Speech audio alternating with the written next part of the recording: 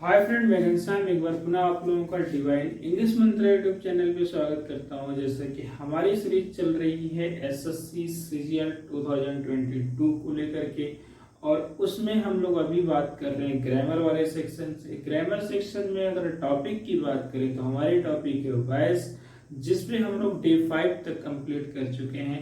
और डे 5 में अगर बात करें तो हमने पास्ट इंडेफिनिट टेंस की बात की हुई थी कि कैसे पैसिव वॉइस बनेगा। तो आज हम बात करने वाले हैं डे 6। किस में करने वाले हैं?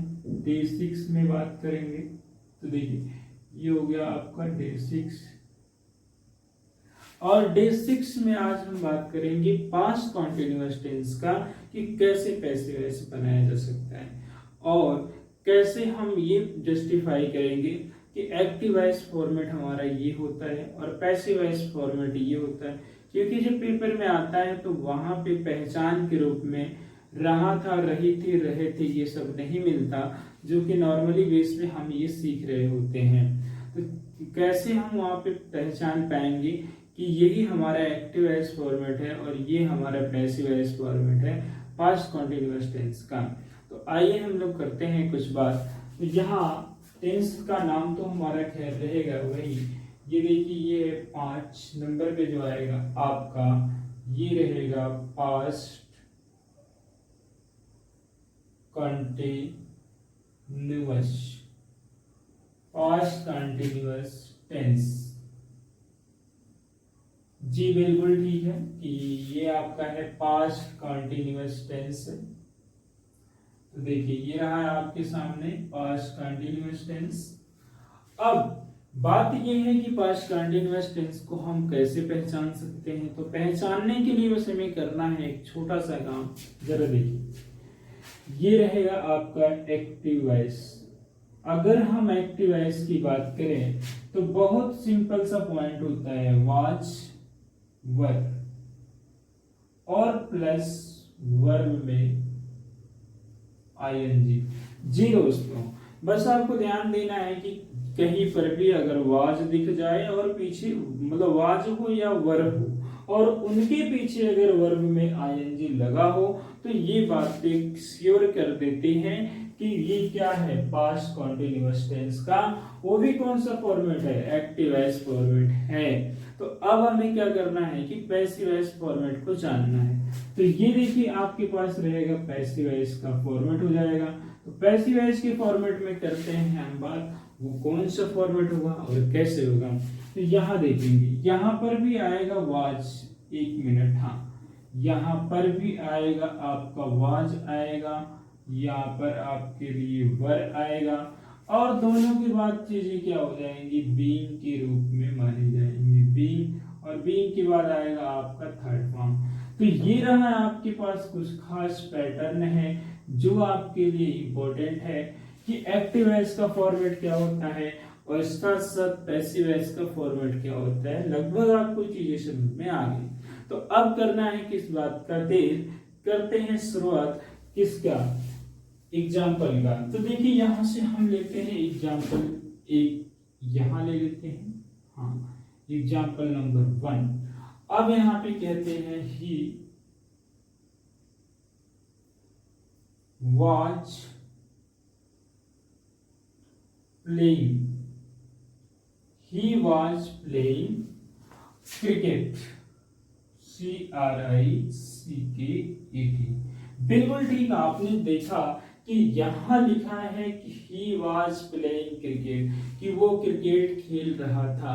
क्या खेल रहा था? क्रिकेट। तो उससे कोई मतलब नहीं, आपके पास एक सेंटेंस है, इसे जस्टिफाई करना है ये कौन से फॉर्मेट में है। तो ये दिखा है आपको वाज, और वाज के बगल में क्या है, वर्ब में आईएनजी लगा हुआ। तो ये जो वाज के बगल में आईएनजी वाला फॉर्मेट है, तो वही तो बताएगा कि ये एक्टिव वॉइस है। और किसका एक्टिव वॉइस है? पास्ट कॉन्टिन्यूअस का एक्टिव वॉइस है। ठीक है, तो चलिए, ये हुआ आपका सब्जेक्ट हो जाएगा, और ये हुआ वर्ब, और ये रहेगा आपका ऑब्जेक्ट। तो सब्जेक्ट वर्ब ऑब्जेक्ट आपको एक ऑर्डर में तो मिल गया। तो अब करना क्या है, ये तो एक्टिव वॉइस है, बनाना क्या है, पैसिव वॉइस है। तो चलिए, ये रहा आपका एक्टिव वॉइस, अब बनाना आपको है इन्हीं का पैसिव वॉइस। तो पैसिव वॉइस में हमेशा हम ऑब्जेक्ट को पहले लेते हैं, तो यहाँ पर भी पहले लेंगे CRICK। अब इसके अकॉर्डिंग हम हेल्पिंग वर्ब उठाएं तो क्या मिलेगा, वाज।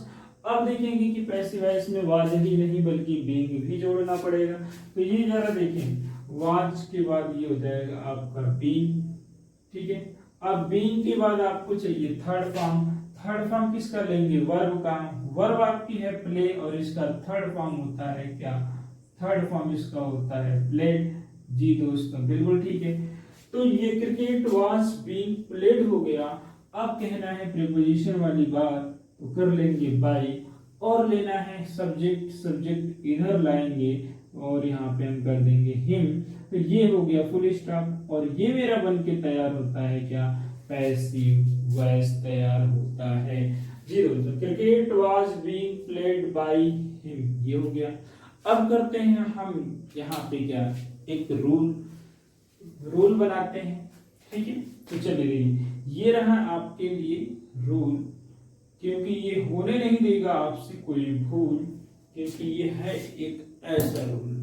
तो सबसे पहले हमने काम क्या किया, सबसे पहले हमने तो लिया सब्जेक्ट और ऑब्जेक्ट लिया और उसको बना दिया अपना सब्जेक्ट। अब इसके बाद जो छोटा सा एक काम होता है ये होता है स्ट्रक्चर वाला। अब यहाँ पे हम लेते हैं SNS लिख देते हैं और यहाँ पे लिखते क्या है, PNS लिखते हैं। जी हाँ, अगर सिंगुलर नंबर हो जाए तो यहाँ पे आपको लिखना पड़ेगा वाज। अगर प्लूरल नंबर की बात करेंगे तो यहाँ लिखना पड़ेगा आपको वर, ठीक है। अब यहाँ पे देखेंगे इन दोनों के बाद क्या हो जाता है, आपको मिलता है वर्ब का इसके बाद आपको मिलता है बीइंग शब्द। क्या मिलता है, बीइंग। और बीइंग के बाद अगर मैं बात करूं तो आपको मिलता है वर्ब का थर्ड फॉर्म। अगर मैं वर्ब के थर्ड फॉर्म के बाद भी बात करना चाहूं तो आपको मिलता है ये प्रीपोजिशन। प्रीपोजिशन क्या मिलता है, प्रीपोजिशन। अगर मैं प्रीपोजिशन के बाद भी बात करना चाहूं तो मिलेगा आपको सब्जेक्ट, लेकिन वो रहेगा आपका अपना ऑब्जेक्ट। अब इसके बाद प्लस ETC कर सकते हैं, कुछ भी समथिंग जोड़ा जा सकता है। तो ये बन के तैयार हुआ आपका एक अच्छा खासा सा रूल जो होने नहीं देगा आपसे कोई भूल। तो जरा देखिए यहाँ पे ये कैसे है, ये रहा आपका रूल आपके लिए आपके पास, ठीक है। आपका रूल आपके लिए और आप ही के पास, देखिए आपका रूल होना चाहिए आपके पास क्योंकि ये है आपके लिए खास। तो आइए हम लोग करते हैं एक एग्जाम्पल की और बात, ठीक है। चलिए लेते हैं दूसरे नंबर पे एग्जाम्पल। तो ये रहा आपका दूसरा नंबर एग्जाम्पल। हाँ, जैसे कहा जाए देवर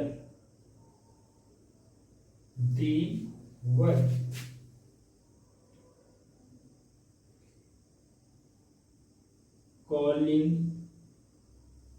मी। बिल्कुल ये कह रहा है भाई दे वर कॉलिंग मी कह रहा है। तो यहाँ पे हमें जस्टिफाई करना है कि क्या ये वाला सेंटेंस हमारा पास कॉन्टिन्यूअस टेंस से रिलेट कर रहा है या नहीं कर रहा है। वर आया है ना, वर देखिए वर के बगल में ING का आना यही मुझे बताना कि ये एक्टिव वॉइस का फॉर्मेट बन जाना, वो भी किस टेंस का, पास्ट कॉन्टिन्यूअस टेंस का, ठीक है। तो अब चूंकि हम तो कंफर्म हो गए कि ये हमारा क्या है, सब्जेक्ट है वर्ब है और ये ऑब्जेक्ट है, ठीक है। तो ये हमारे लिए कैसा फॉर्मेट है, एक्टिव वॉइस का फॉर्मेट। तो यहाँ ले लेते हैं एक अपना एक्टिव वॉइस, कोई दिक्कत तो है नहीं, बिल्कुल नहीं होनी चाहिए। अब बनाते हैं इनका पैसिव वॉइस। तो अब पैसिव वॉइस में सबसे पहले हमारे सामने आएगा आई, और आई के साथ हमें लेना पड़ेगा क्या, वॉज, क्योंकि आई एक हमारा ऐसा है, आई वॉज। अब इसके बाद बात करेंगे किसका, बीइंग। तो आई वॉज ये हो जाएगा आपके लिए क्या, बीइंग। और बीइंग के बाद देखिए आपके सामने है थर्ड फॉर्म। तो कॉल का क्या आता है आपके लिए, थर्ड फॉर्म आ जाएगा, ये रहेगा आई एम बीइंग कॉल्ड। अब इसके बाद बात करेंगे हम प्रीपोजिशन। तो प्रीपोजिशन में कैसे लगाएंगे, ये लगाएंगे हम बाई। अब देख को पीछे लेके जाएंगे तो क्या करना पड़ेगा, हमें करना पड़ेगा यहाँ पे देम। अब ये बन के तैयार हुआ आपका पैसिव वॉइस। बिल्कुल आपने सही समझा। तो देखिए, I was being called by them, ये हमारा हो गया पैसिव वॉइस। तो चलिए एक एग्जांपल और लेते हैं, एटलीस्ट चीजों को थोड़ा और अच्छे से क्लियर करते हैं। तो एग्जांपल नंबर सेकंड हुआ, अब लेंगे हम एग्जांपल नंबर थर्ड। अब थर्ड में करेंगे एक और अच्छी सी बात। तो चलिए करते हैं, देखिए जैसे कहा जाए सी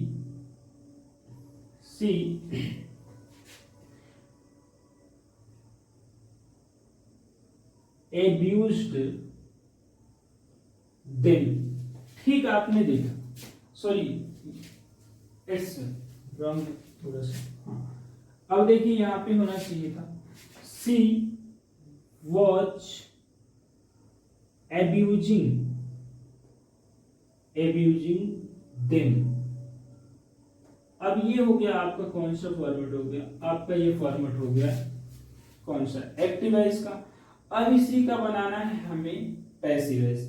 तो रीजन देखिए यहाँ पे क्या, सबसे पहले पहचानने का, वॉच के बगल में आईएनजी का आना, ये मेरे को बताना कौन सा वॉइस है।